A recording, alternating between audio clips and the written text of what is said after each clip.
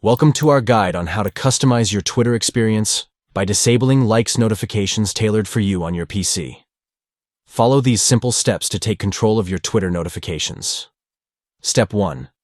Begin by launching Twitter on your PC to access your account settings. Step 2. Click on your profile picture located in the top right corner, then select Settings and Privacy from the drop-down menu. Step 3. In the left-hand column, locate and click on the Web Notifications option to manage your notification preferences. Step 4.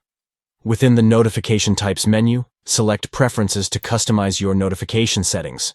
Step 5. Click on Push Notifications to further tailor your notification preferences. Step 6. Under the Likes section, choose the option Off to disable likes. Notifications specifically tailored for you. Step 7. Lastly, ensure to save your updated preferences by clicking the Save Changes button.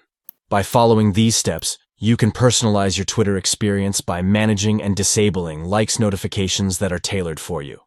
Enjoy a more focused and customized Twitter feed on your PC.